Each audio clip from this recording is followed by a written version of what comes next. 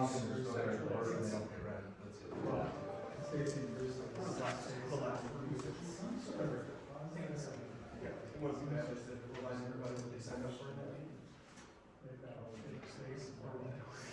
like that one. It's a little bit more broken up, but instead of one, it's going to good decision.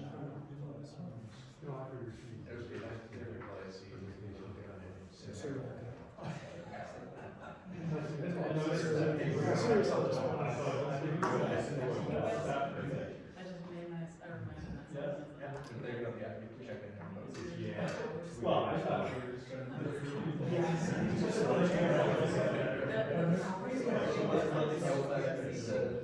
People are just watching. Yeah. Trying to stand up.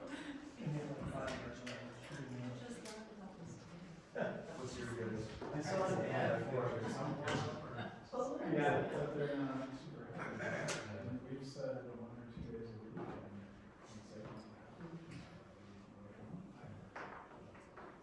It's All right. Welcome, everyone. Nice to see everyone. So today we're gonna have a good discussion. I think we're set up to have a discussion about whether we want to make a recommendation to advance the golf course enhancement project to the preliminary design phase. So I apologize because I have a lot of stuff that I want to get through ahead of time, ahead of our discussion, just to make sure that everyone is kind of aligned and level set here. We've got, some of us have been more involved with others, and we've had a lot of conversations and so forth. But I thought it would be good to just cover kind of what we're doing today, who we are, and what the city council is looking, and staff is looking to us to do, and then a history of how we got here, and then just kind of frame up the question to what we want to consider. So I'm going to be talking at you. I apologize.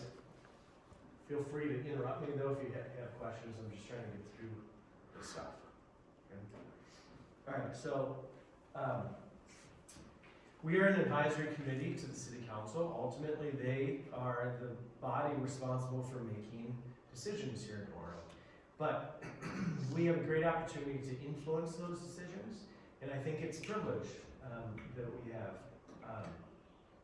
And I know that the council is interested in hearing our thoughts on this specific topic. Still, the council can make their own decisions without a recommendation from us, or even in a decision that opposes our recommendation that we make. The privilege of this opportunity to influence the city council, give formal recommendations, comes with some responsibilities. Although we're not elected officials, we are as a commission expected to represent all 8,000 plus Orono residents, and we need to consider the greater good for the Orono residents.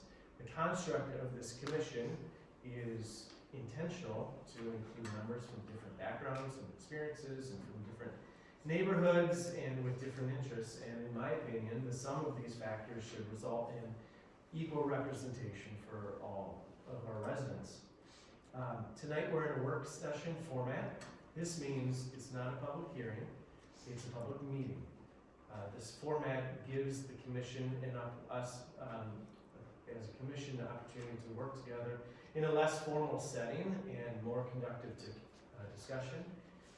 And though we adhere to open meeting laws, because we adhere to open meeting laws, we post this as a public meeting where residents can attend. Thanks everyone for coming and listen, though there won't be any public comments at work sessions. Any recommendation that comes from the discussion tonight won't be official until it's ratified at our next formal meeting in April, which is, remember in our last meeting, we converted that from a work session to a formal session for this purpose. And that will be happening at the next city council meeting, officially, when that calendar changes. Okay, got it. Okay. So we're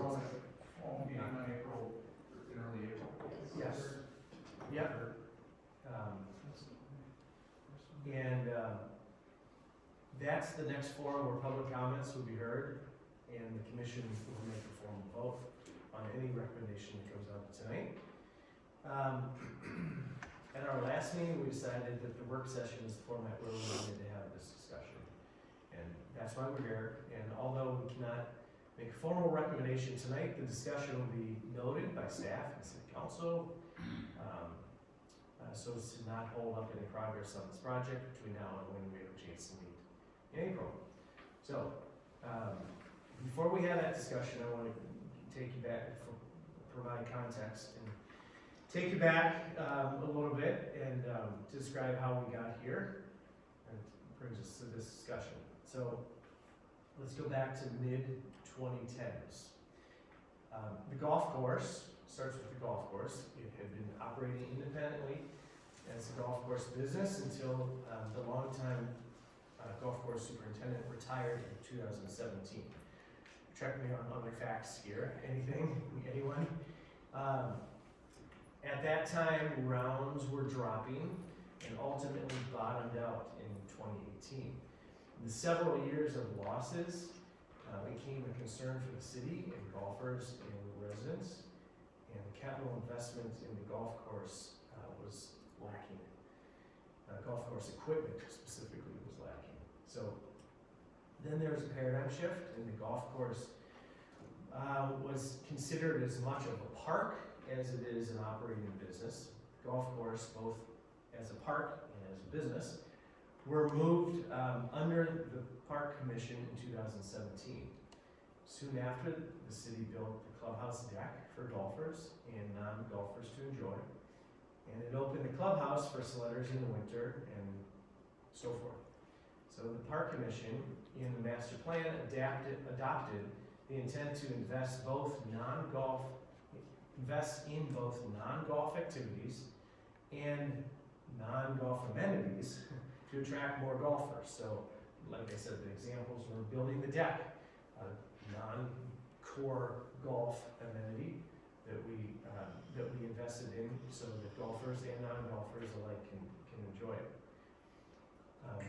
Partly due to those investments, but also primarily due to the pandemic-fueled increase in popularity of golf, the business results have been much better in 2020 through 2022. That has been great, and we hope that continues, but I don't think that we should stop being concerned about an underlying threat that one day, one city council or one park commission could decide that the struggling results of the golf course business do not justify the opportunity cost of repurposing the land for alternative use. That happened at 3 of our nearest golf courses, Lakeview, Red Oak, and Minnetonka Country Club. One concerning fact that I've heard is that over the past 10 years, the city's capital investment in golf course operations has been more than twice the net income earned in total. That cash flow deficit continues today, and all of our parks have negative cash flow, but the numbers at the golf course park are more significant. Losing that park is not a threat today, but I think most residents agree it would be wise to continue to look at all options that assure the long-term feasibility of the park, like bringing more golf and non-golf activities. So, while the commission was focused on assuring this long-term viability of the golf course, pickleball became a thing. None of us really knew much about pickleball a couple years ago, I admit, until Jan and her neighbor brought it to our attention at one of the meetings. Can't remember what meeting that was, but then out of nowhere, there are multiple groups at our meetings asking us to consider looking at pickleball in our parks. That I think was a great example of new park ideas originating with residents instead of the other way around. As a result, the pickleball committee was started in January 2022, so just over a year ago, to explore possibilities. As part of their review, the pickleball subcommittee visited several possible sites for pickleball. That is typically the first step. The second step would be a feasibility study. So after visiting possible sites around Orono, the best option at the time was Casco Point Rink. This site was later deemed to not be great fit, due to the drainage challenges that limited the number of courts that could be constructed there. So the golf course emerged as a little later in the site exploration. At first, I remember questioning whether this was really a good option, and whether the courts would not interfere with golf. But after discussions with Josh and Kim and others at the golf course, including 2 of the heads of the leagues, the subcommittee was convinced that it was worth exploring. The Park Commission voted unanimously last fall in favor of recommending Bolton Mink to conduct the feasibility study for pickleball at the golf course park. Good so far? Okay. So in November, the Hennepin County Youth Sports Grant application was submitted. That project, as described, included 7 parts. It included multi-use court for pickleball and skating, basketball too, according to the picture. It included putting hockey boards up. It included redesigning the lower parking lot, resurfacing the upper parking lot, moving the maintenance facility, adding the fire pit, and adding a picnic shelter. One thing to note is that of those 7 things, items 3 through 7 all benefit the golf experience as well. It wasn't just focused on ice skating activities and pickleball activities. We had letters of support in that grant application from Orono Hockey Association, Orono Schools, local pickleball instructors. And if approved, we would have been notified in late March, which and then we would have had until the end of 2024 to complete the project. In February, just as last month, at Adam Edwards' suggestion, the City Council voted to withdraw that grant application. The reason for this was simply timing. First, 3 things. First, the facility grants used to be awarded in December. Now that had been pushed back for whatever reason to the end of March.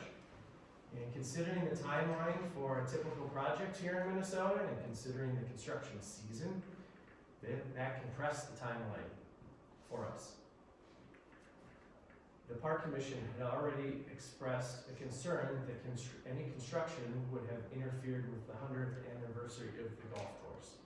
So it was important for us to begin and end this construction project before 2024 golf season. So because of that compressed timeline and so forth,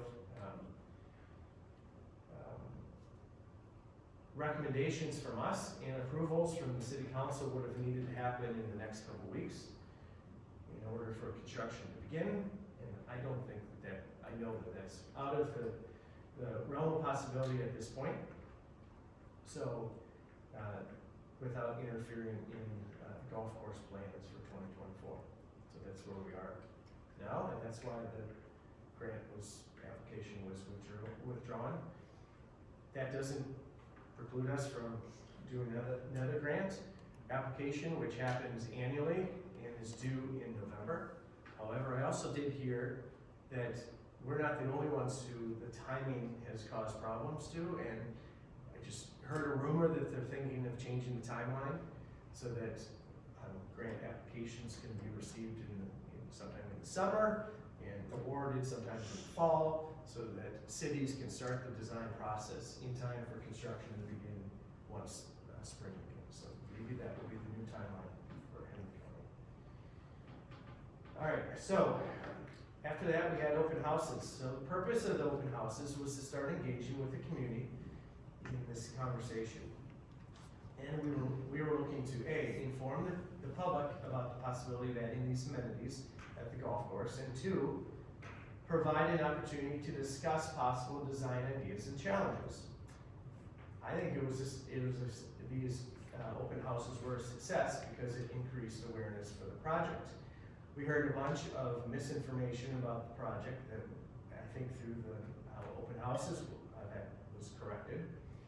And at the same time, a number of concerns were identified and that we properly captured, and Josh has sent out that written feedback that we received.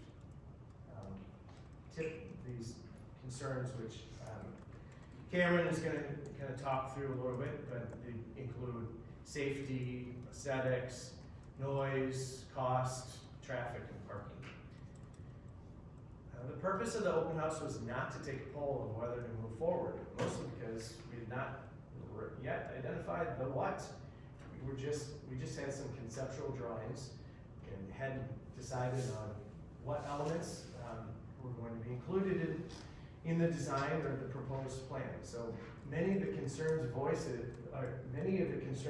voiced during the open houses could be mitigated. But we need to move to the design phase to do this.